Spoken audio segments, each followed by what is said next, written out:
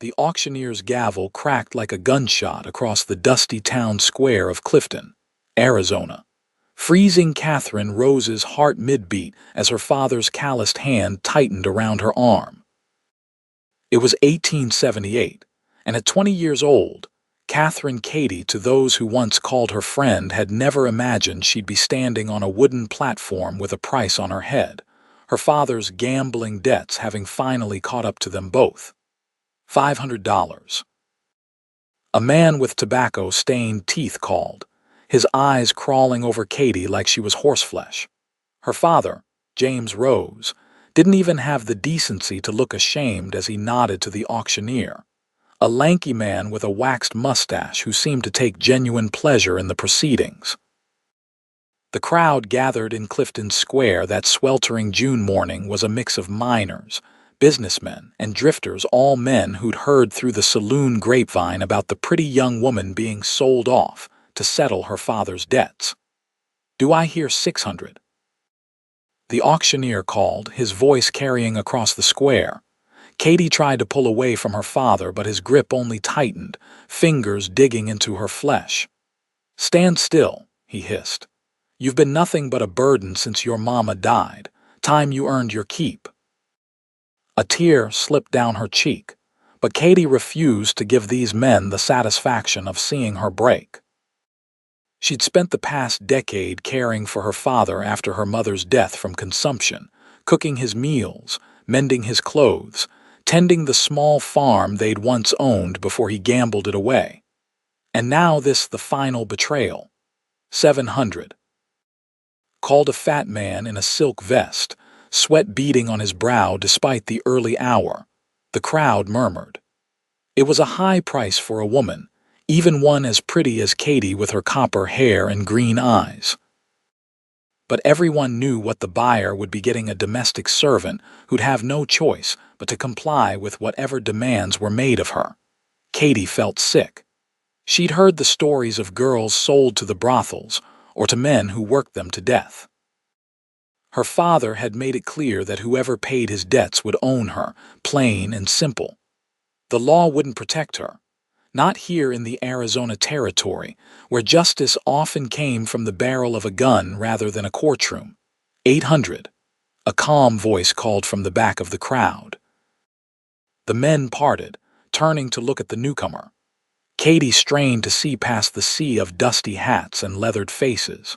A tall figure moved forward, the crowd giving way. The sun caught on the silver spurs of his boots first, then illuminated the rest of him, a man unlike the others gathered there. He was dressed like a cowboy, but there was something different about him. His clothes, though trail-worn, were of good quality. The black Stetson that shaded his eyes was pushed back now, revealing a face that was neither cruel nor desperate, just determined. He moved with the easy confidence of a man who'd faced worse situations than this and survived. "Owen Grant," someone in the crowd muttered. "Didn't expect to see him back in these parts." The auctioneer's eyes widened slightly. 800 from Mr. Grant. "Do I hear 9? The fat man in the silk vest frowned. 900. Owen Grant stepped closer to the platform, his blue eyes meeting Katy's for the first time. There was something in that gaze, not pity, but something else. Understanding, perhaps. He looked away back to the auctioneer. $1,000, he said, his voice steady. A collective gasp rose from the crowd. It was an outrageous sum, more than most men in Clifton made in a year. 1,000 going once. The auctioneer called, looking around expectantly. The fat man shook his head. No one else spoke up. Going twice. Sold. To Mr. Owen Grant for $1,000. Katy's father finally released her arm, a greedy smile spreading across his face. "Well, well, didn't know my girl was worth quite that much." Owen Grant approached the platform, removing a leather pouch from inside his vest. He counted out the money methodically while the auctioneer watched, then handed it over. Only when the transaction was complete did he look at Katy again. "Miss Rose," he said with a slight nod, "if you'll come with me." Her legs felt like water as she stepped down from the platform. The crowd was already dispersing, the entertainment over. Her father didn't even say goodbye, just pocketed his money and headed toward the nearest saloon. Owen Grant offered his arm, but didn't touch her otherwise. "My wagon's this way," he said, his voice low enough that only she could hear. Katie hesitated. "What? What do you expect of me, Mr. Grant?" A muscle twitched in his jaw. "Nothing at all, Miss Rose. I bought your freedom, not you." She stared at him, uncomprehending. "My freedom?" "Yes. Once we're clear of town, you can go wherever you please. I'll give you enough money to get to Phoenix or even San Francisco if you'd rather." Katie's mind reeled. "Why would you do that? Spend all that money just to—" "Let's get moving," he interrupted, glancing around the square. "We can talk once we're on the road." Still stunned, Katie followed him to a wagon parked at the edge of town. It was a sturdy prairie schooner, well-maintained, with 2 strong horses in the traces.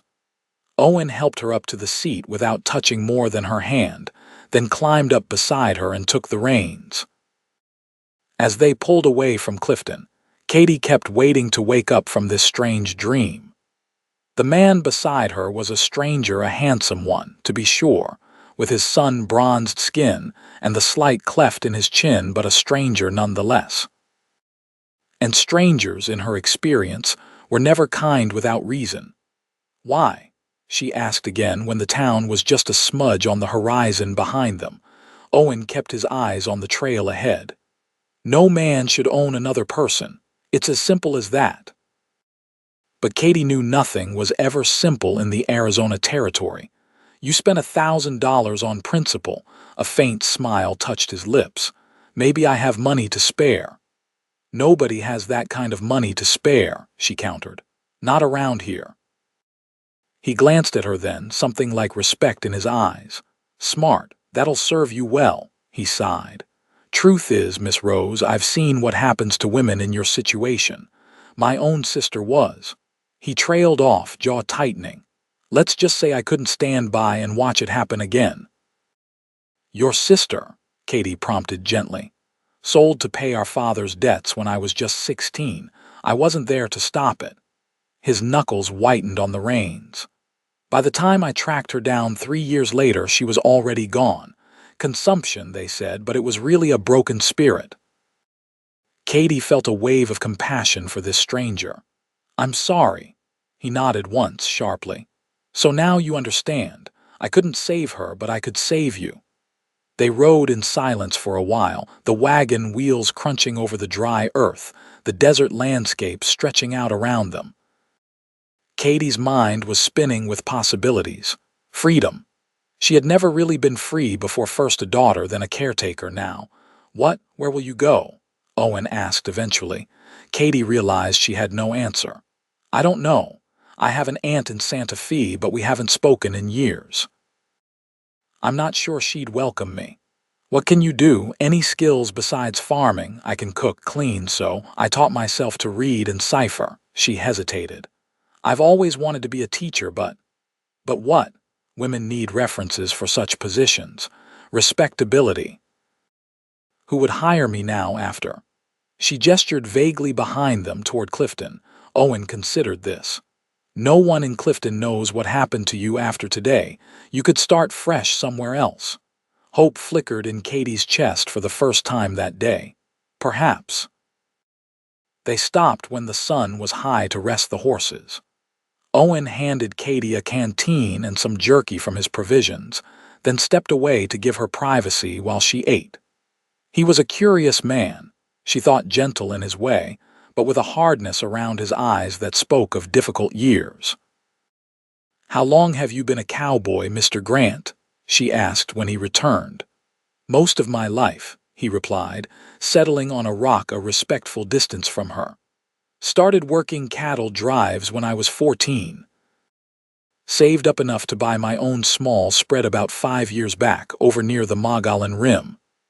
"You're a rancher then, not just a cowboy," he smiled slightly. "Trying to be. It's a modest place, but it's mine." Katie nodded. A man with a ranch would have some money saved, but $1,000 was still an enormous sum. And you just happened to be in Clifton today. His expression darkened. No, I heard about the auction through a friend who works at the telegraph office. Rode all night to get there in time. You came specifically to. Katie couldn't finish the sentence. To stop it, yes. He met her gaze steadily. Didn't know how I'd manage it, but I could not try. Katie studied him, trying to make sense of this man who had upended her life so completely in the space of an hour. Thank you, she said finally, the words inadequate but all she had to offer. He nodded, then stood and brushed off his trousers. We should get moving if we want to reach the next town by nightfall. As they continued their journey, Katie found herself relaxing marginally in Owen's presence. He didn't pry into her past or make her feel indebted. Instead, he pointed out landmarks as they traveled and told her stories of his years on cattle drives, tales of stampedes narrowly avoided, and nights spent beneath star-filled skies. By late afternoon, they reached a small settlement called Pine Creek. It was little more than a general store, a livery, and a simple boarding house, but Owen guided the wagon directly to the latter. You can stay here tonight, he said as he helped her down. It's run by a widow named Mrs. Abernathy, decent woman who doesn't ask questions. I'll pay for your room and a hot meal. Katie felt a sudden panic at the thought of being left alone. And you? I'll be at the livery with the horses, he said, misunderstanding her concern. Don't worry, no one here will trouble you. That's not what I meant, she said quickly. I don't know what happens tomorrow. Owen's expression softened. That's up to you, Miss Rose. As I said, I can give you money for a stagecoach to wherever you want to go. Or if you need more time to think, we could travel a bit farther together. I'm in no particular rush to get home. The idea of parting ways so soon left Katie feeling oddly bereft. This man was the first person in years who had shown her true kindness, and the thought of facing the world alone again was daunting. But she also knew she couldn't rely on his charity forever. I'll think about it overnight, she decided. Owen nodded and carried her small bundle of belongings, the only things her father had allowed her to bring into the boarding house. Mrs. Abernathy was indeed a kind-faced older woman who asked no questions beyond whether Katie preferred chicken or beef with her supper. After arranging for the room, Owen excused himself to see to the horses. Katie was shown to a small but clean bedroom at the top of the stairs, where she immediately went to the wash basin and scrubbed her face and hands, trying to wash away the memory of standing on that auction platform. Later, as she sat in the boarding house's small dining room eating the best meal she'd had in months, she watched Owen through the window as he conversed with the livery owner. There was an easiness to him, a natural dignity that had nothing to do with wealth or position. He was simply a man comfortable in his own skin. Katie realized with a start that she was staring and quickly looked down at her plate. It was foolish to develop any sort of attachment to Owen Grant. He had done her an enormous kindness, yes, but his obligation to her ended there. She needed to figure out her own path forward. Yet when he entered the boarding house a short while later and took a seat across from her, she couldn't help the small flutter in her chest. Mrs. Abernathy says there's a stagecoach passing through tomorrow afternoon, he informed her. Goes all the way to Prescott, where you could then connect to Phoenix or head north if you prefer. Thank you, Katie said, pushing the remains of her stew around her plate. That's good to know. Owen studied her for a moment. Something troubling you, Miss Rose? Katie, she corrected automatically. Please call me Katie. After what you've done, it seems silly to stand on formality. He inclined his head. Katie, then, and I'm Owen. She took a deep breath. I've been thinking about what to do next, and I'm afraid I don't have many options. I have no references, very little education despite my efforts to learn, and no connections in any of the larger towns. What would you do if you could do anything? Owen asked. The question caught her off guard. No one had ever asked her that before. I told you I'd like to be a teacher someday, but that requires schooling I can't afford. What else? She thought for a moment. I'd like to have my own home, a place that belongs to me that no one can take away, and I'd like to plant a garden with flowers as well as vegetables. My mother loved flowers, she smiled sadly. Simple dreams, I suppose. Not simple at all, Owen said quietly. Those are the things that matter most. Their eyes met across the table, and Katie felt a connection she couldn't explain, as if this man somehow understood her in a way no one else ever had. The moment was broken when Mrs. Abernathy appeared to clear their plates and offer apple pie. As they ate the sweet dessert, Owen explained more about his ranch. It's about 3 days' journey from here, he said. Good land with a creek running through it. I've built a proper house, not just a cabin, and started breeding horses alongside the cattle. It sounds lovely, Katie said sincerely. It's lonely, he admitted, surprising her with his candor. Don't get me wrong, I have a couple of hands who help with the stock and neighbors within riding distance. But at the end of the day, it's just me in that house. He looked down at his empty plate.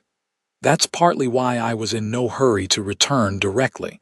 Empty houses have a way of echoing. Katie understood that feeling all too well. After her mother died, their small farmhouse had felt cavernous despite its size. As the evening drew to a close, Owen walked Katie to the foot of the stairs. Get some rest, he said. You've had a difficult day. Whatever you decide about tomorrow, I'll support it. Thank you, Owen, for everything. He tipped his hat slightly and turned to go, but Katie impulsively caught his arm. Would you? Would you consider another option? His eyebrows rose questioningly. I could work for you, she suggested, the idea forming as she spoke. Not as I mean as an actual employee. I could cook and keep house, and in return you could provide room and board and perhaps a small wage until I save enough to pursue teaching. Owen frowned slightly. I didn't rescue you from being bought just to make you work for me, Katie. It wouldn't be the same thing at all, she insisted. I'd be earning my own way with fair compensation and the freedom to leave whenever I choose, and you'd get hot meals and a clean house. From what you've said, it sounds like you could use the help. He still looked uncertain. People would talk. A single woman living at a bachelor's ranch. I'd stay in a separate building, a bunkhouse perhaps, and your ranch hands could vouch for your character. She smiled tentatively. Unless you have a reputation I should know about. That earned a short laugh. No, nothing like that. I'm considered boringly respectable in those parts. Then, Katie pressed, holding her breath. She knew it was an unusual proposal, but something told her she could trust this man. And the alternative, striking out alone for an unknown city with limited funds and no plan, was far more daunting. Owen ran a hand through his hair, considering. And that's a big if we did this, there would have to be clear boundaries. You'd have your own quarters with a lock on the door. You'd be paid a fair wage weekly, not just room and board. And if at any time you felt uncomfortable or wanted to leave, I'd personally escort you to the nearest town and make sure you had sufficient funds to start over. Hope bloomed in Katie's chest. Those terms sound more than fair. Sleep on it, Owen advised. This has been a day of extremes for you. Make sure it's what you really want before you decide. Katie nodded, though in her heart she already knew. Something about Owen Grant made her feel safe in a way she hadn't felt in years. It wasn't just gratitude, it was a recognition of his fundamental decency, rare as gold dust in this harsh territory. Good night, Owen, she said softly. Good night, Katie. I'll see you at breakfast. As she climbed the stairs to her room, Katie felt the weight of the day settle on her shoulders. She had woken this morning as her father's property, and would go to sleep tonight as a free woman with choices ahead of her. It was overwhelming, terrifying, and exhilarating all at once. In her room, she sat by the window looking out at the stars, contemplating the strange twist of fate that had brought Owen Grant to Clifton at exactly the right moment. Was it mere coincidence, or something more?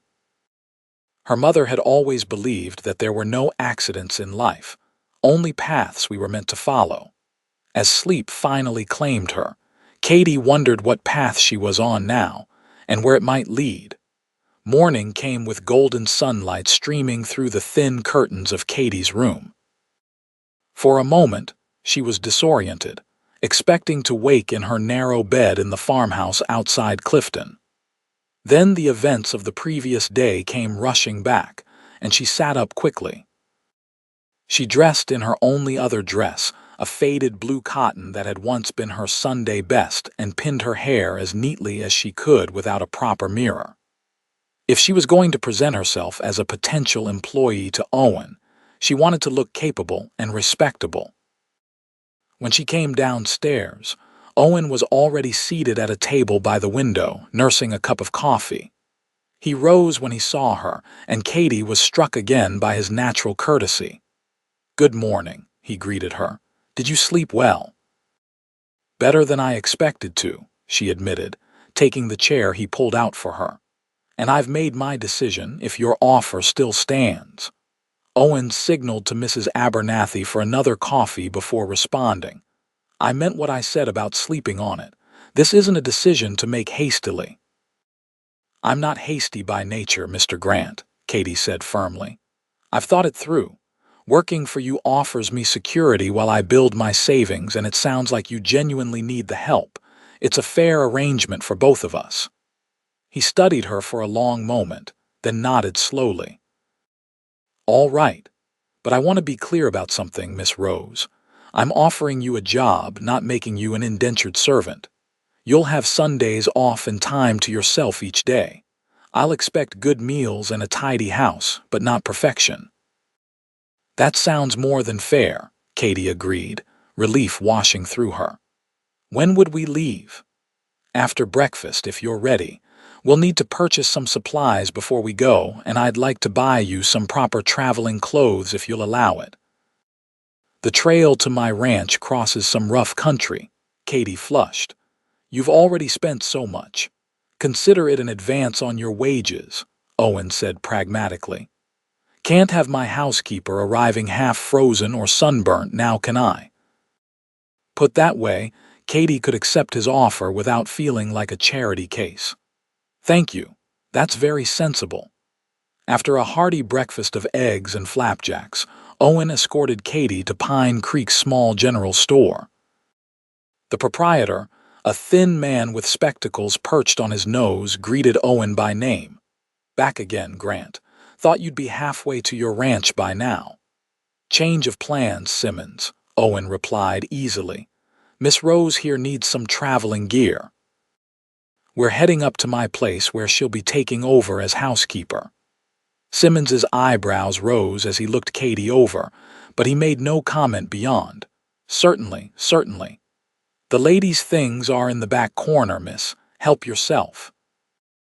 With Owen's encouragement, Katie selected a sturdy split riding skirt, 2 cotton blouses, a warm jacket for cool mountain nights, and a wide-brimmed hat to protect her face from the sun. She balked at the price, but Owen insisted that quality items were an investment. "Better to spend more now than have to replace cheap goods in a month," he pointed out. While Katie was examining a pair of leather gloves, she overheard Simmons speaking to Owen in a low voice. "Housekeeper, eh? Where'd you find her? Don't recall seeing her around these parts before." "She's from Clifton originally," Owen replied, his tone giving nothing away. "Needed a fresh start." "Well, she's a pretty thing. Better be careful or your housekeeper might end up with a more permanent position if you take my meaning." Katie tensed, waiting for Owen's response. "Miss Rose is under my protection and my employ, Simmons. I'd appreciate it if you'd remember that."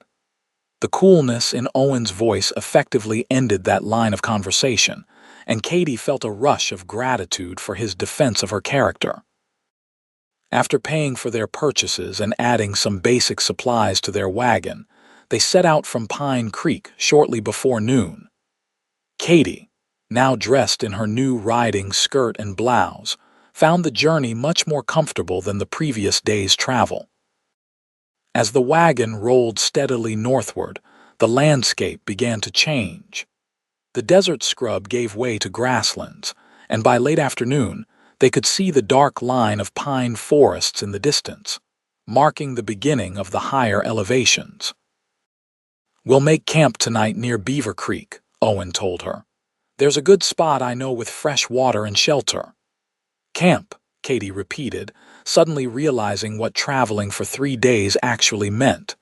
"You mean sleep outdoors?" Owen glanced at her, a hint of amusement in his eyes. "It's the only way to get there. The stagecoach route doesn't go anywhere near my ranch." "Of course," Katie said quickly, not wanting to seem like a helpless city girl. "I just hadn't thought about the sleeping arrangements."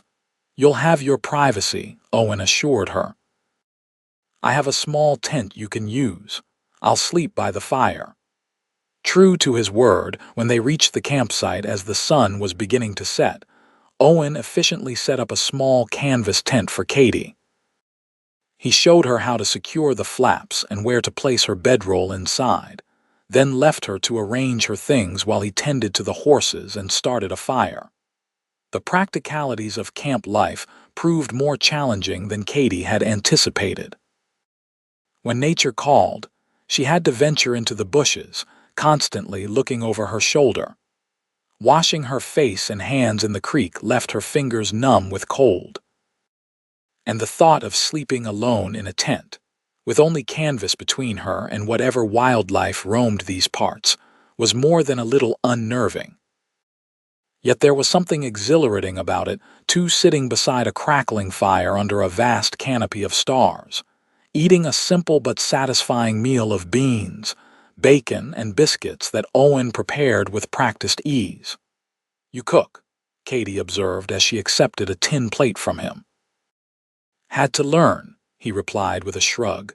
"Can't always have someone else do it for you on the trail."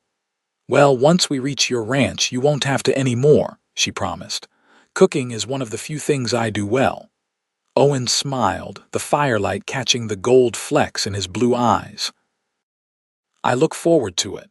My hands complain constantly about my cooking, though they're too polite to say it to my face." "How many men work for you?" Katie asked, realizing she knew very little about the place that would soon be her home.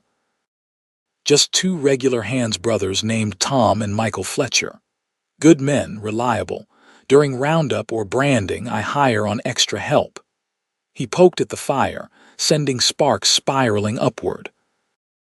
"The ranch isn't large by some standards, about 2,000 acres with 300 head of cattle and a small horse breeding operation I'm trying to build up." "It sounds impressive to me," Katie said honestly. Owen looked thoughtful. "It's a start." "My father always said a man needs 3 things to be content: land to call his own, work that matters, and someone to share it with." He cleared his throat. "I've managed 2 out of 3 so far." The personal admission hung in the air between them, intimate in the firelight. Katie wasn't sure how to respond, so she changed the subject slightly. "Tell me about your horses. What kind do you breed?" Owen's face lit up, and Katie knew she'd hit upon a passion. For the next hour, he told her about his breeding program, how he was crossing sturdy Mustangs with larger eastern stock to create horses with both stamina and strength, ideal for ranch work in the rough Arizona territory. "You should see my stallion, Thunder," he said with evident pride. "Black as midnight with a white star on his forehead. Smart, too. Sometimes I think he understands every word I say." "I've always been a bit afraid of horses," Katie admitted. "My father had an old plow horse that nipped me when I was small, and I never quite got over it." "That's a shame." "There's nothing like the freedom of a good gallop across open country." Owen studied her for a moment. "I could teach you to ride properly if you'd like. Start you on Daisy. She's a gentle mare who's never had a mean bone in her body." The offer was casually made, but Katie sensed it represented something more, a commitment to her being at the ranch long enough to learn such a skill. "I'd like that," she said softly. As the fire burned down to embers, Owen showed Katie how to bank it safely for the night, then walked her to her tent. "If you need anything, I'll be right there," he said, pointing to where he'd laid out his bedroll near the fire. "Don't hesitate to call out no matter the time." "Thank you," Katie said, suddenly shy. "Good night, Owen." "Good night, Katie. Sleep well." Inside her tent, Katie wrapped herself in the thick blankets Owen had provided and listened to the night sounds, the rustle of wind through pine needles, the occasional hoot of an owl, the soft nickering of the horses. It was both frightening and oddly peaceful. She thought about the man sleeping just yards away, a man who had spent a fortune to save a stranger, who treated her with unfailing respect, who spoke of his land with love and his future with quiet longing. Owen Grant was unlike any man she had ever known. And that, Katie realized as she drifted toward sleep, could be a dangerous thing indeed. The next 2 days of travel fell into a comfortable rhythm. They would rise with the sun, share a simple breakfast, and be on the road within the hour. Owen proved to be a knowledgeable guide, pointing out landmarks and sharing stories of the region's history as they traveled. The terrain grew increasingly beautiful as they climbed into higher elevations. Pine forests gave way to meadows bursting with wildflowers. Streams tumbled over rocky beds, and distant mountains formed a jagged blue line on the horizon. By the afternoon of the third day, Katie could tell they were nearing their destination. Owen sat straighter in the wagon seat, his eyes scanning the landscape with the pride of ownership. "There," he said finally, pointing ahead to where the trail crested a small rise. "Once we top that hill, you'll see the ranch." Katie's stomach fluttered with nerves as the horses pulled them up the incline. This would be her home for the foreseeable future, a place she had committed to sight unseen, with a man she had known for only 3 days. What if the ranch was nothing like Owen had described? What if his men resented her presence? What if her thoughts scattered as they reached the top of the rise and the valley below came into view? Spread beneath them was a scene so picturesque, it might have been painted, a wide, green valley bisected by a winding creek, with meadows giving way to stands of pine and aspen. Nestled in the center, near a bend in the creek, stood a sturdy 2-story house with a deep porch wrapping around 3 sides. Nearby were a large barn, several corrals, and what appeared to be a bunkhouse and other outbuildings, all well maintained. Cattle grazed in the distance, dark dots against the green, and horses moved in one of the closer corrals. Smoke rose lazily from the house's chimney, indicating someone was home. "The G-Bar-G," Owen said quietly, using the ranch's brand name. "What do you think?" "It's beautiful," Katie breathed and meant it. After the hardscrabble existence she'd known in Clifton, this verdant valley seemed like paradise. Owen smiled, genuine pleasure in his expression. "Let's head down, then. The boys will have seen the wagon by now." Sure enough, as they descended into the valley, Katie could make out 2 figures emerging from the barn, shading their eyes to look up at the approaching wagon. By the time Owen pulled the team to a halt in the yard, the men were waiting, a matched set of tall, lanky cowboys with sandy hair and identical curious expressions. "Tom, Michael," Owen greeted them as he set the brake. "This is Miss Catherine Rose. She'll be taking over as housekeeper starting today." The brothers exchanged a quick glance before removing their hats. "Madam," they said in near unison. Then the slightly older one added, "Welcome to G-Bar-G. I'm Tom Fletcher and this is my brother Mike." "Pleased to meet you both," Katie replied, trying to project confidence she didn't entirely feel. Owen jumped down from the wagon and came around to help Katie descend. As his hands circled her waist, Lifting her easily to the ground, she was acutely aware of the Fletcher brothers watching with undisguised interest. "Tom, would you see to the team?" Owen asked. "I'll show Miss Rose to her quarters and get her settled." "Sure thing, boss," Tom replied, already moving toward the horses. "You're just in time for supper," Mike added. "I started a stew like you asked in your telegram, Mr. Grant. Should be ready in about an hour." Katie glanced at Owen, surprised. "You sent a telegram?"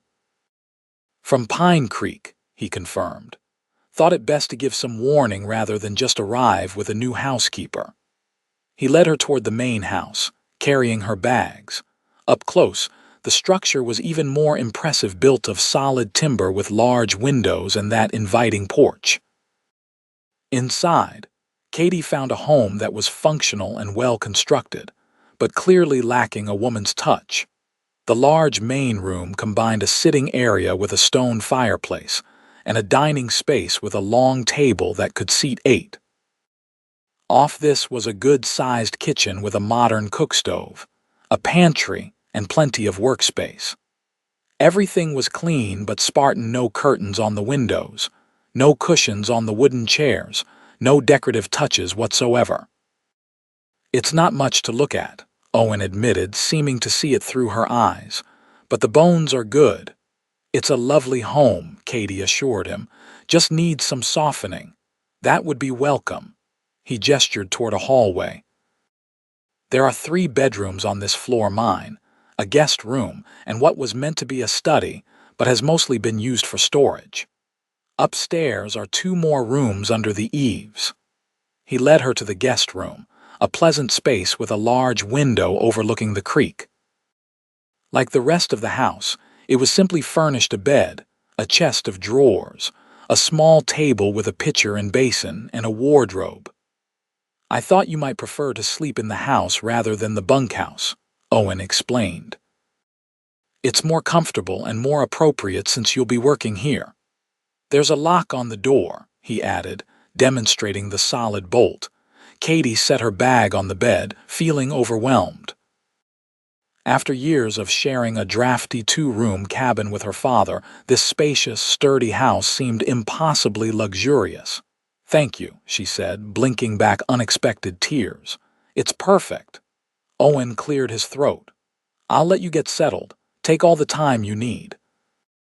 We usually eat around sundown, but there's no need for you to cook. Tonight Mike's got supper handled. Tomorrow's soon enough to start your duties." When he had gone, Katie sat on the edge of the bed and allowed herself a moment to absorb the magnitude of the changes in her life. Just 4 days ago, she had been in Clifton, facing a future of servitude or worse. Now she was here, in this beautiful valley, with her own private room in a fine house, and a job with a decent man who treated her with respect. It seemed too good to be true. And in Katie's experience, things that seemed too good to be true usually were. She shook off the dark thought. Owen Grant had given her no reason to doubt his integrity. If anything, he had gone out of his way to ensure her comfort and security. She would repay his kindness by being the best housekeeper this ranch had ever seen. With renewed determination, Katie unpacked her few belongings, washed up, and changed into her cleanest dress before joining the men for supper. The meal was simple but hearty: a beef stew with vegetables from the ranch's kitchen garden, fresh baked bread, and canned peaches for dessert. The Fletcher brothers, initially shy, soon warmed up and proved to be engaging dinner companions with their stories of ranch life.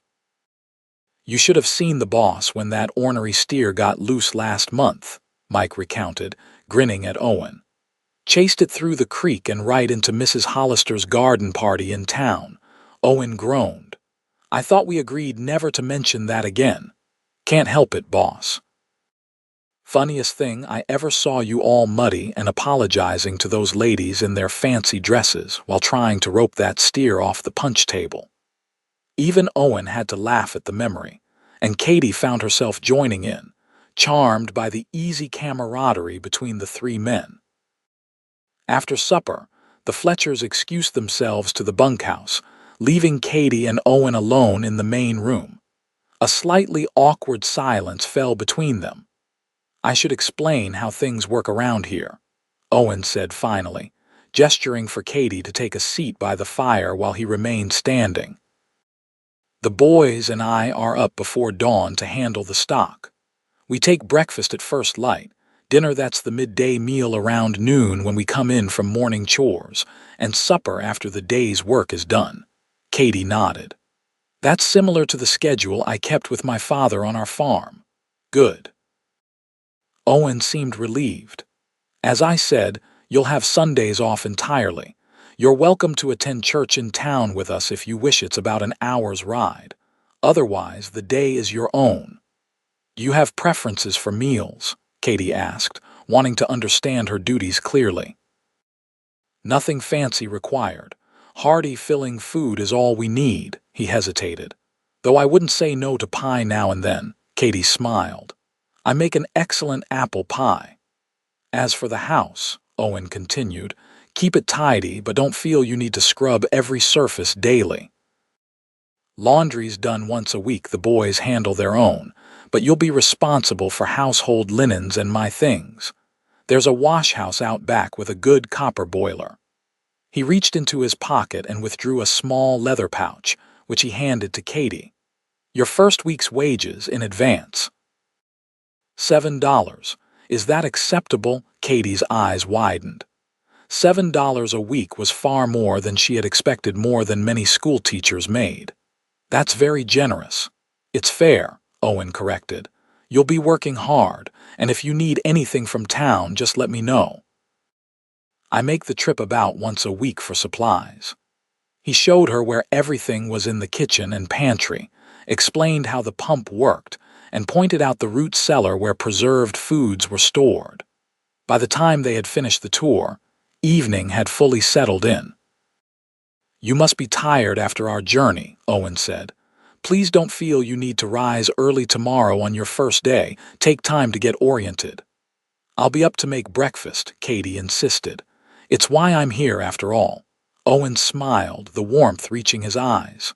"Very well." "Good night then, Katie." "Good night, Owen." In her room, Katie sat by the window looking out at the moonlit valley, feeling a curious mixture of exhaustion and exhilaration. The events of the past few days seemed like a dream. Yet here she was, in this peaceful place with a future suddenly full of possibility. For the first time since her mother's death, Katie felt something like hope stirring in her heart. And if, as she finally drifted off to sleep, her thoughts turned more than once to the man whose kindness had made it all possible, well, that was only natural gratitude. Nothing more.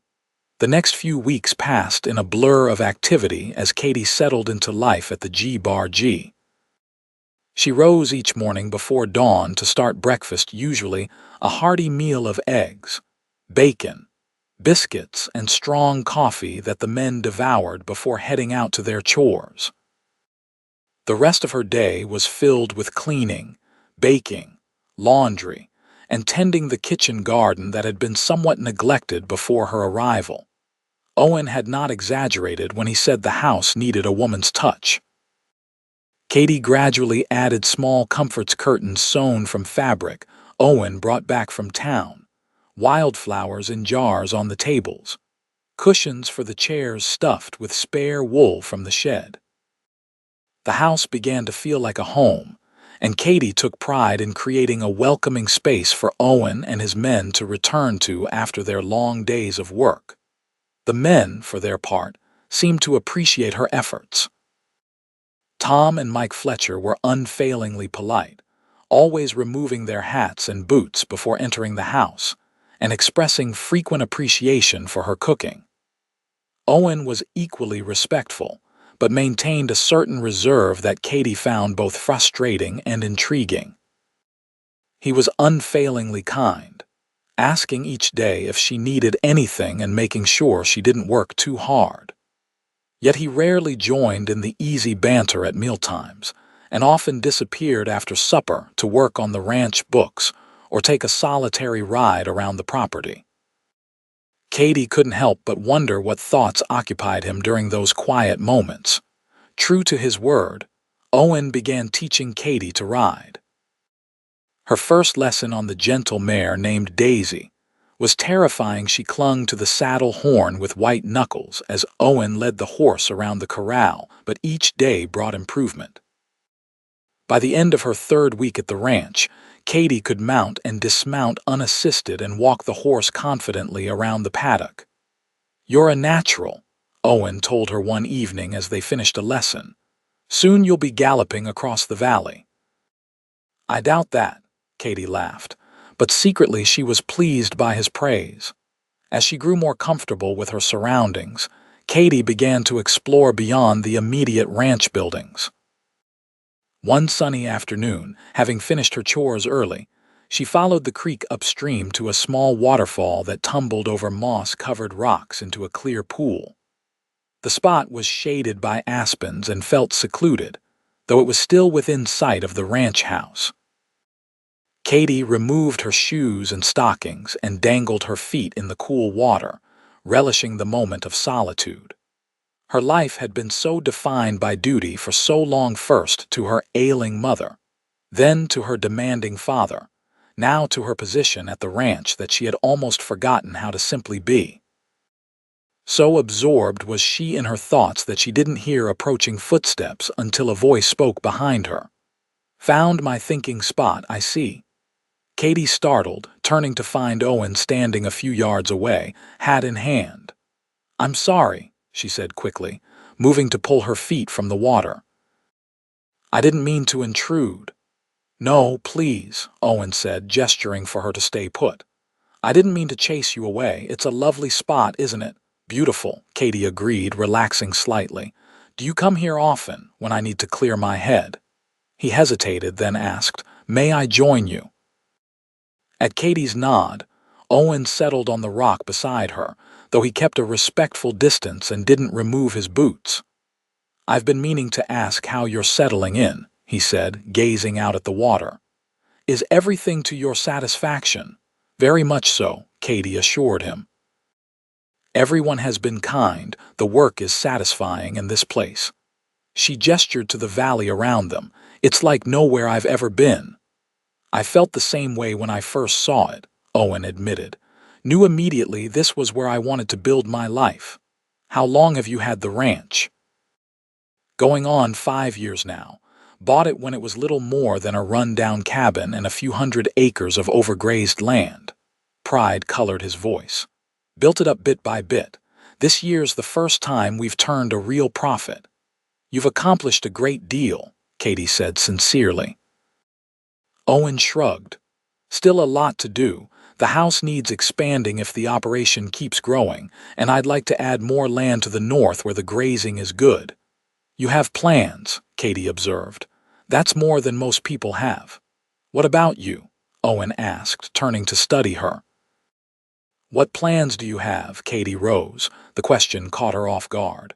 I haven't thought much beyond the immediate future." "But you mentioned wanting to teach someday." Katie was surprised he remembered.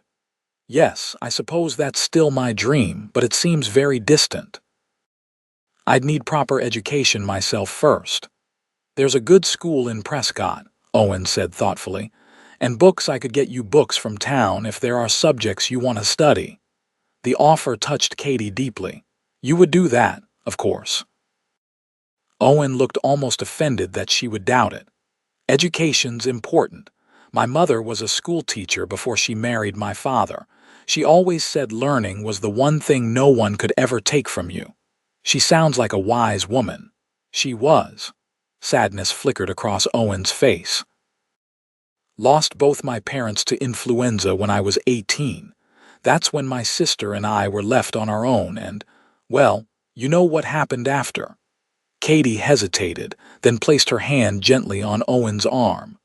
"I'm sorry about your sister. You must miss her very much." Owen stared at her hand for a moment before meeting her eyes. "I do."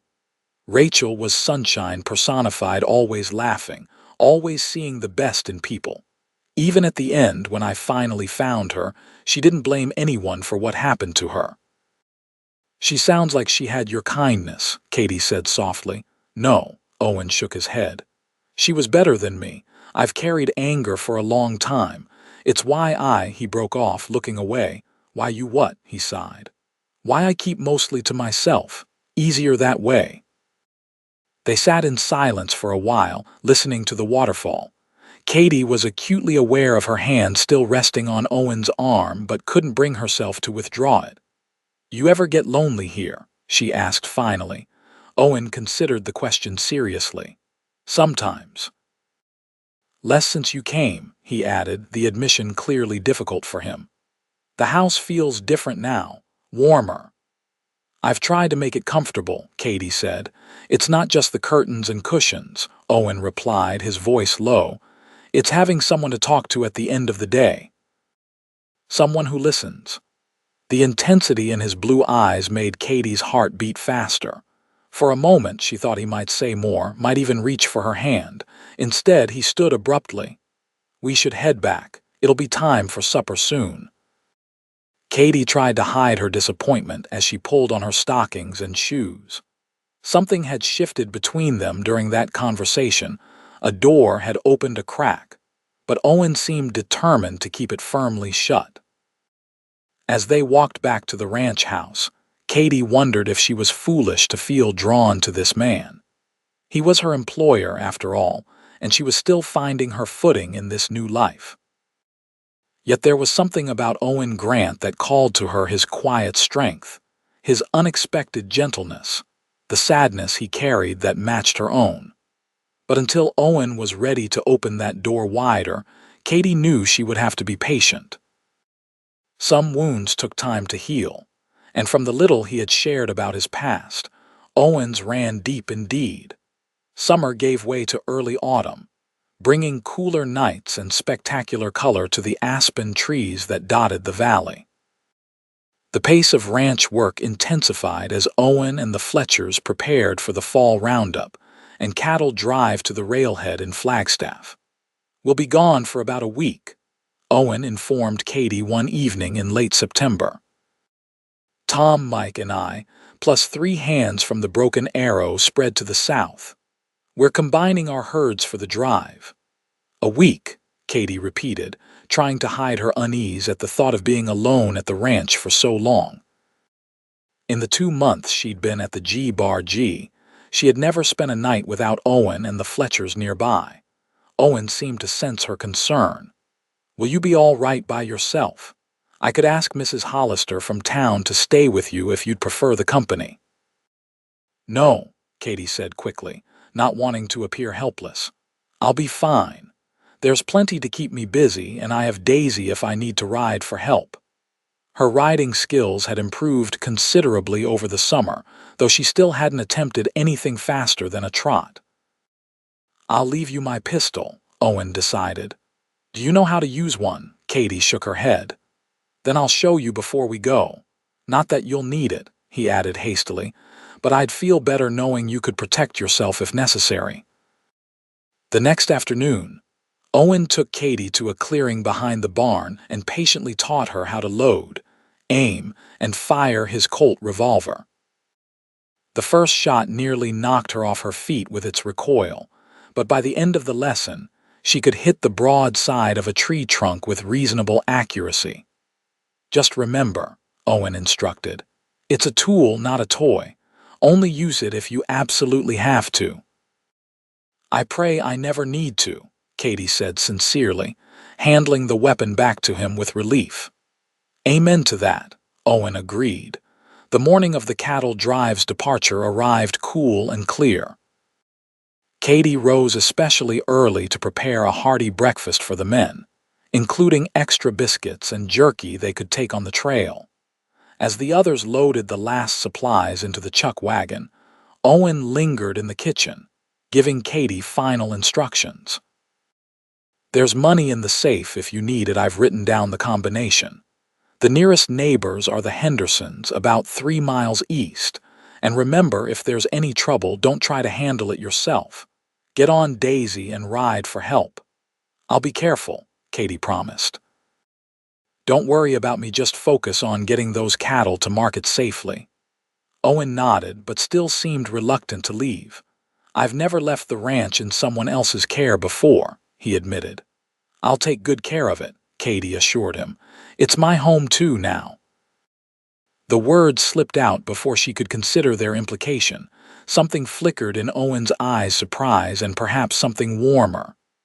"Yes," he said softly. "It is." A call from outside broke the moment. "Boss, we're loaded up and ready." Owen straightened. "I should go." He reached into his pocket and withdrew a small package wrapped in brown paper. "Almost forgot. Got this for you in town last week." Curious, Katie unwrapped the package to find a book, Basic Principles of Education and Teaching, by a professor from back east.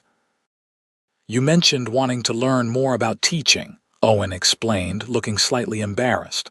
"Thought this might help." Katie was deeply touched by the thoughtful gift. "Thank you, Owen, this is perfect." "Well," he cleared his throat, "we'll be back in a week, weather permitting." On impulse, Katie stepped forward and kissed his cheek. "Be safe."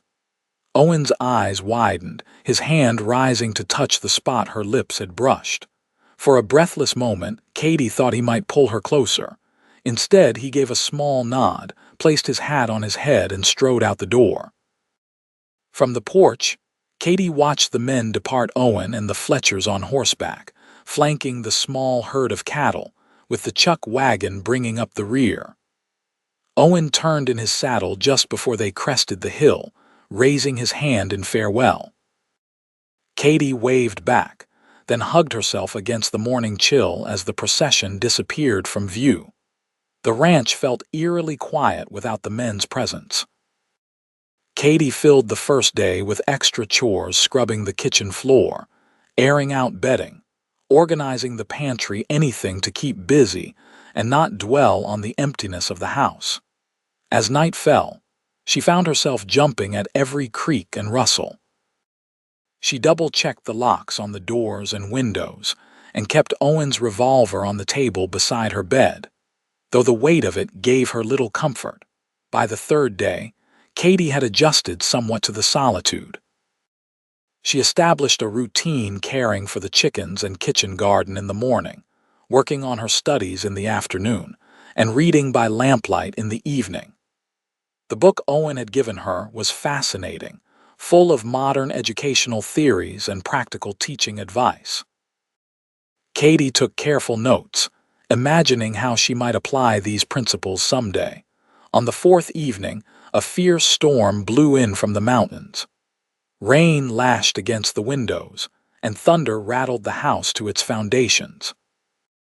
Katie built up the fire in the main room and tried to concentrate on her book, but the howling wind made it difficult to focus. Just as she was considering retiring early, a loud pounding on the front door made her heart leap into her throat. Katie froze, listening. The pounding came again, more urgent this time. "Hello, anyone there? Please, we need help." It was a woman's voice, thin with desperation. Katie hesitated only a moment before grabbing the revolver and approaching the door cautiously. "Who's there?" she called. "My name is Sarah Winters. My husband's been hurt. Our wagon overturned in the storm. Please, we need shelter." Katie took a deep breath, then unbolted the door, keeping the pistol partially concealed in the folds of her skirt. Outside stood a young woman soaked to the skin, her blonde hair plastered to her face, eyes wide with fear. Behind her, barely visible in the rain, a man leaned heavily against the porch post, clutching his side. "Please," the woman repeated. "He's bleeding." Katie's caution gave way to compassion. "Come in, quickly." With Katie's help, they managed to get the injured man to the sofa. He was perhaps 30, with a weathered face currently contorted in pain. Blood seeped through his fingers where he pressed them against his ribs. "What happened?" Katie asked, setting aside the gun to fetch clean towels.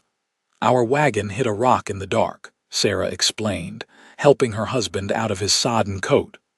"Wheel broke and we rolled. John was thrown against some rocks. We saw your lights and walked here." "You're lucky you found us," Katie said, handing Sarah a towel. There's not much else out this way. John Winters groaned as his wife pressed the towel to his wound. Don't think anything's broken, he managed through gritted teeth. Just a bad gash.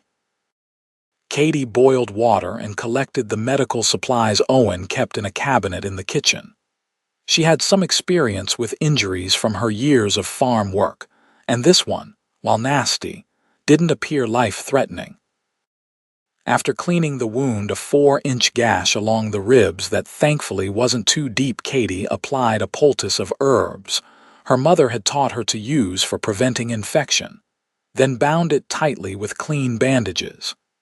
"You have a healer's touch," Sarah commented, watching Katie work. "My mother taught me," Katie replied. "She was skilled with herbs and remedies." Once John was patched up and resting more comfortably, Katie made hot coffee and offered the couple dry clothes, some of her own for Sarah, and Owen's for John, which were too large but better than their wet garments. "We can't thank you enough, miss." Sarah trailed off, realizing they hadn't been properly introduced. Catherine Rose, but please call me Katie." "You live here alone?" John asked, glancing around the large house.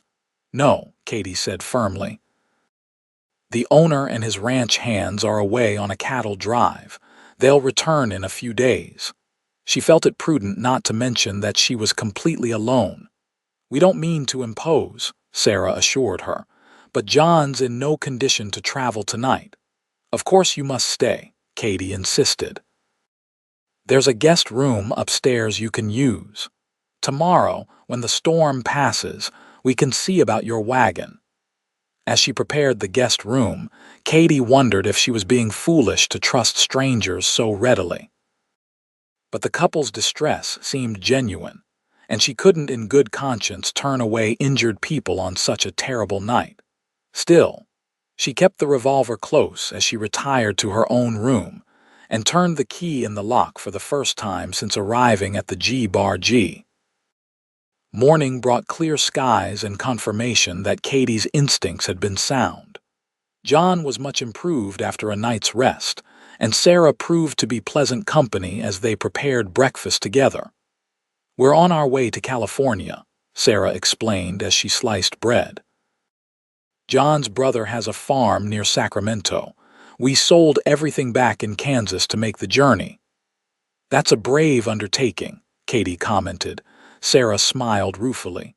"Some might say foolish, but there's nothing left for us in Kansas since the drought took our farm."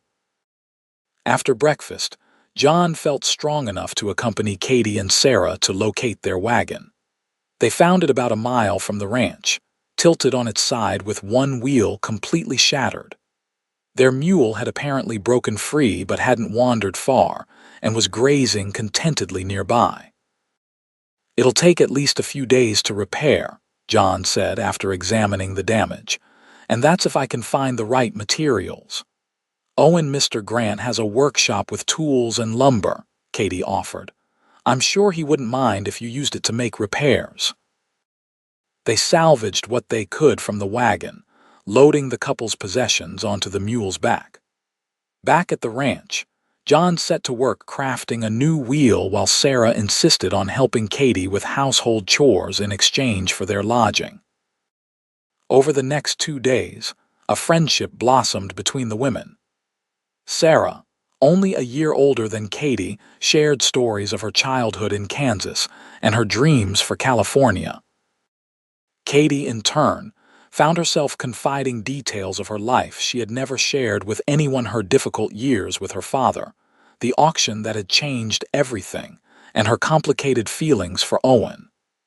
"He sounds like a remarkable man," Sarah observed as they kneaded bread dough together.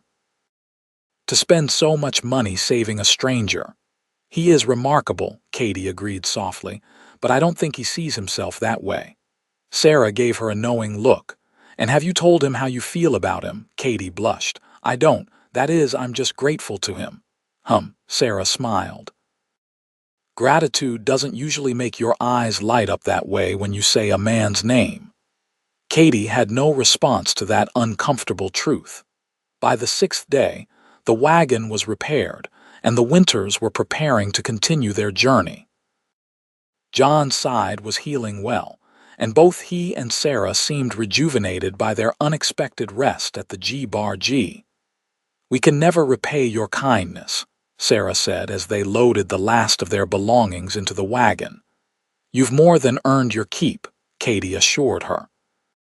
"Besides, helping others is what makes us human."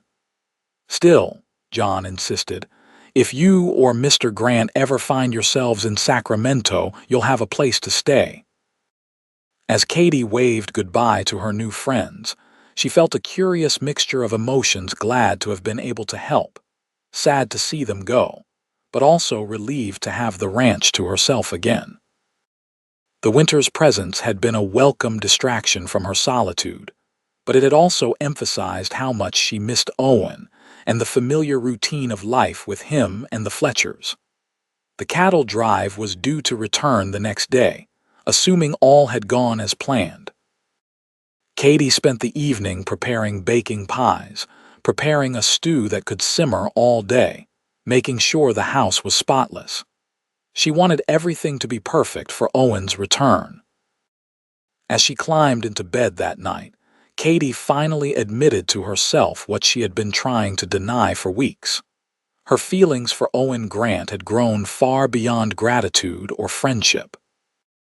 Somewhere along the way, between his rescue in Clifton and their quiet conversations by the creek, she had fallen in love with him. The realization was both thrilling and terrifying.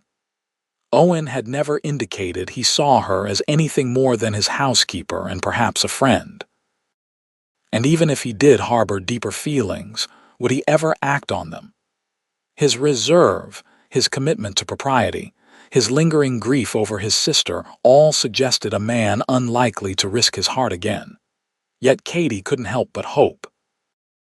There had been moments a look held too long, a casual touch that seemed to linger, the book he had chosen so thoughtfully that hinted at something more. Tomorrow, she decided as sleep claimed her.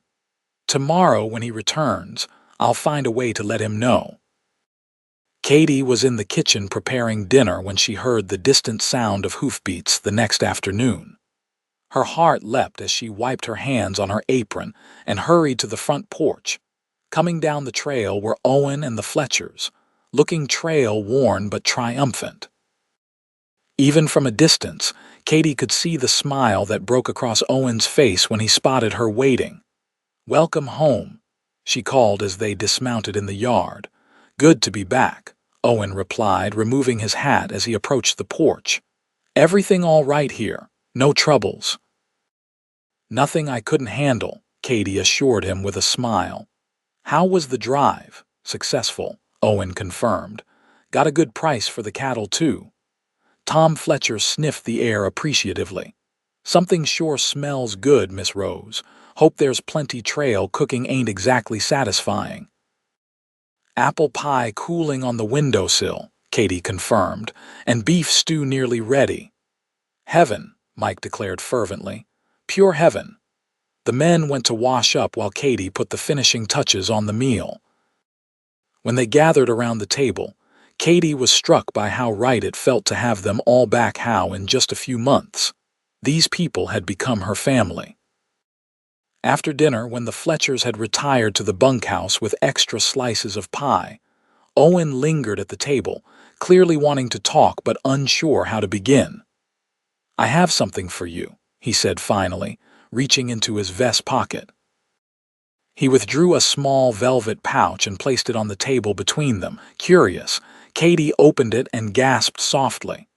Inside was a delicate silver necklace with a small pendant in the shape of a book. "It opens," Owen explained, reaching over to demonstrate. The tiny book indeed had a clasp, and inside was just enough space for a miniature photograph or lock of hair. "Owen, it's beautiful," Katie breathed. "But I don't understand. I saw it in a shop window in Flagstaff and thought of you," he said simply. "With your love of books and learning." Katie felt tears prick her eyes. "Thank you, I'll treasure it. Here, let me." Owen stood and moved behind her chair. Katie lifted her hair as he fastened the necklace around her neck, his fingers warm against her skin. When he returned to his seat, his expression was more serious.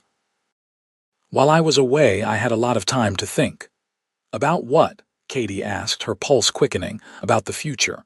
About this ranch and what I want for it. He took a deep breath. About you. Katie's heart seemed to stop. Me, you've brought something to this place that was missing before.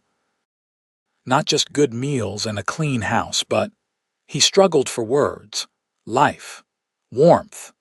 When I ride home at the end of a long day and see light in these windows, knowing you're inside, it gives me a peace I haven't felt in years. Owen, Katie whispered, hardly daring to hope. I know I have no right to ask, he continued. You're young, educated, with dreams of teaching someday, and I'm just a rancher with more cattle than conversation. But these past months, I've come to care for you, Katie, more than I thought possible. He reached across the table and took her hand. I'm not asking anything of you now, just wanted you to know where I stand. If you ever thought you could see a future here with me, I'd do everything in my power to make you happy. Katie's vision blurred with tears. Oh, Owen, I already am happy here with you. Hope dawned in his eyes. You are. Yes, she said simply. The day you found me in Clifton was the worst day of my life, but now I see it was also the best because it brought me to you. Owen's hand tightened around hers. I never told you why I was really in Clifton that day. You said your friend at the telegraph office told you about the auction. That's true, but it's not the whole truth.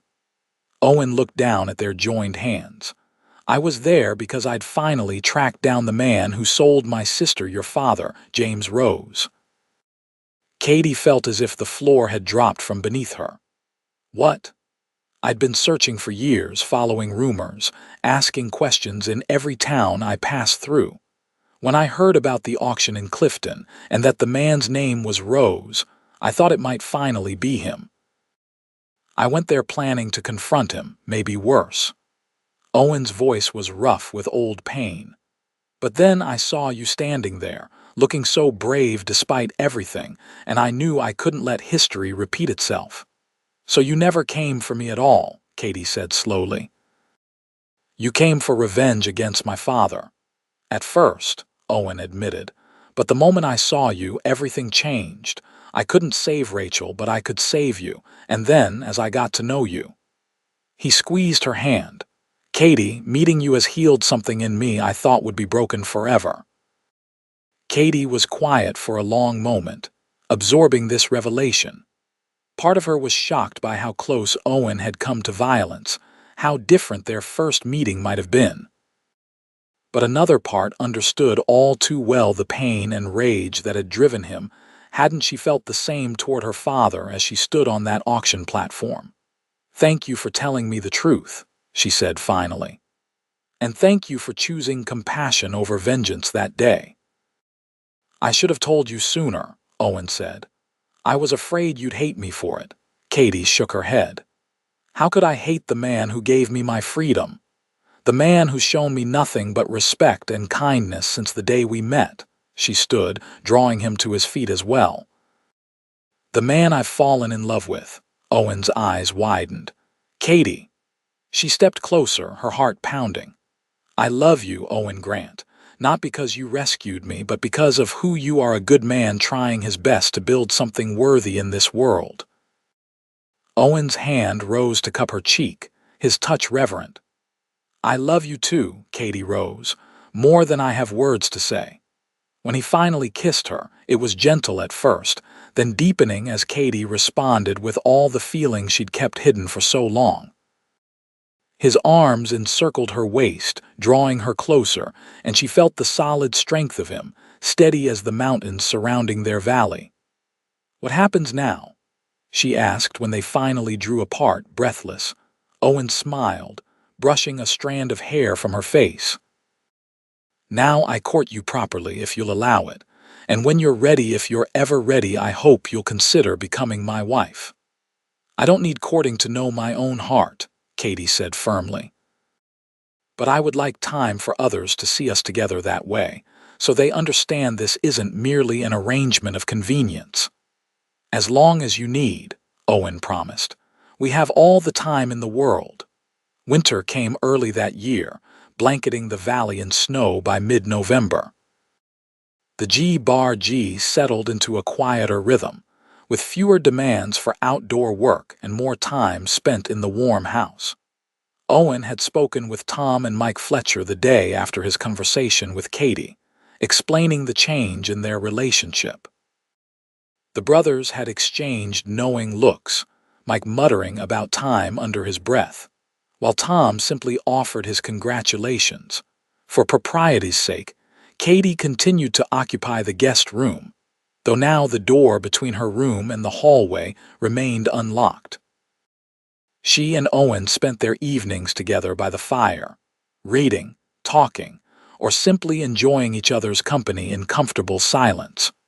True to his word, Owen courted her properly, bringing wildflowers until the snow made them scarce, then finding other small gifts to delight her.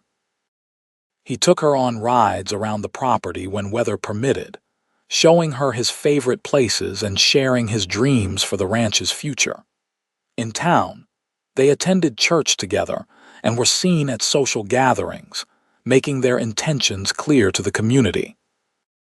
There were some raised eyebrows, at first a few whispers about the housekeeper who had risen above her station, but Owen's standing in the community and their obvious devotion to each other soon silenced most critics.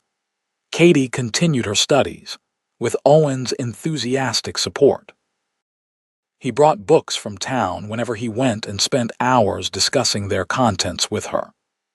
Their conversations ranged from educational theories to history, literature, and philosophy, revealing to Katie that beneath Owen's quiet exterior lay a curious mind and thoughtful intelligence. As Christmas approached, Owen disappeared into his workshop for hours at a time, refusing to let Katie see what he was making. The mystery was solved on Christmas Eve when, after a festive dinner with the Fletchers, Owen presented Katie with his gift, a beautiful writing desk he had crafted himself. "For your studies," he explained, watching anxiously as she ran her fingers over the polished surface and intricate carvings, "and for the letters you'll write when you become a teacher." Katie's eyes filled with tears. "It's perfect, Owen." "But I won't need to write letters. I'll be teaching right here." "What do you mean?" "I've been speaking with Reverend Collins in town," Katie explained. "He says at least a dozen families in the valley have children with no access to proper schooling. They're too scattered to justify building a schoolhouse, but if a teacher were willing to travel between homesteads." Owen's face lit up with understanding. "A circuit teacher, like a circuit preacher but for education." "Exactly. I could spend a day or two at each farm or ranch, teaching the children there, then move on to the next. Eventually, if more families settle here, perhaps we could establish a proper school." "Katie, that's brilliant." Owen took her hands in his. "When would you start?" "Reverend Collins thinks by next fall, if I continue my studies through spring and summer." She bit her lip nervously. "What do you think?"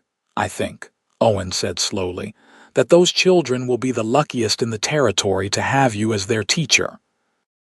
And I think I'm the luckiest man alive to have you in my life." He reached into his pocket and withdrew a small wooden box, also handmade, Katie noticed, with the same careful craftsmanship as the desk. "I was going to wait until spring," Owen said, his voice suddenly husky with emotion. "But I don't want to wait any longer.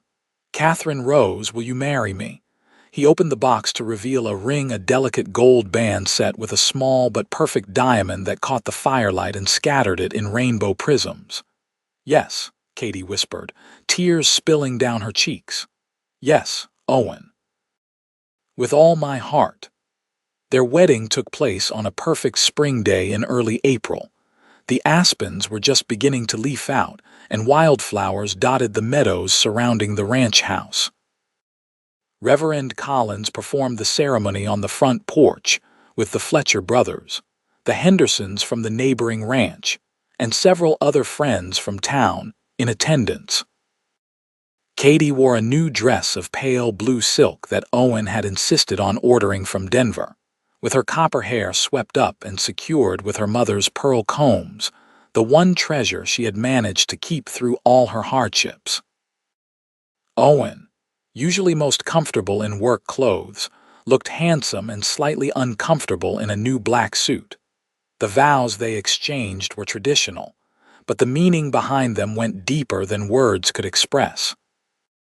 When Owen slipped the gold band onto Katie's finger, and the reverend pronounced them husband and wife, it felt to both of them like the completion of a journey neither had expected to make. The small reception that followed was joyful, with music provided by Tom Fletcher's fiddle and Mike's surprisingly melodious baritone. Even Owen was persuaded to dance, proving more graceful than his usual reserved manner might suggest. As the celebration continued into evening, Owen drew Katie away from the festivities, leading her to their spot by the creek. The waterfall gleamed silver in the twilight, and the first stars were appearing in the darkening sky. "Happy, Mrs. Grant?" Owen asked, his arm around her waist. "Impossibly so," Katie replied, leaning into his embrace. "Are you?" "More than I ever thought possible." He turned to face her fully, taking both her hands in his. "There's something I want to tell you, something I've been working on." "Another surprise. Owen, you've given me so much already." "This one's for both of us." His eyes were bright with excitement. "I've purchased the land to the north, the grazing land I told you about, but that's not all. There's a perfect spot there on a rise overlooking the whole valley. I've drawn up plans to build a new house there, Katie. A bigger one with a proper schoolroom where you could teach when the weather's too bad for traveling and extra bedrooms for," he hesitated, a flush rising to his cheeks. "For children," Katie suggested softly. Owen nodded. "If you want them. A family of our own someday." Katie's heart swelled with love for this man who had transformed her life so completely. "I want that more than anything, Owen. A home, a family, a life with you." He kissed her then, under the stars beside the rushing water, a kiss full of promise and passion and the certainty of a shared future. "I never thought I could be this happy," Katie whispered against his lips. "Never thought I'd find a place where I truly belonged." "You belong with me," Owen said simply, "and I with you. From the moment I saw you in Clifton, I think some part of me knew that." Hand in hand, they walked back toward the lights of the ranch house, their home, their future, their own small piece of heaven in the Arizona wilderness. In the years that followed, the G prospered. The new house on the northern ridge was completed by the following spring, a spacious, handsome structure with large windows that caught the light and offered sweeping views of the valley. As Owen had promised, it included a bright room that served as Katie's classroom during inclement weather, though most days she still traveled her circuit, bringing education to the scattered children of the region. Katie's first pregnancy was confirmed just as they moved into the new house, and their son James Owen Grant was born that winter, a strong, healthy boy with his father's blue eyes and his mother's curious nature. A daughter, Rachel Sarah, followed 2 years later, and another son, William Thomas, 2 years after that.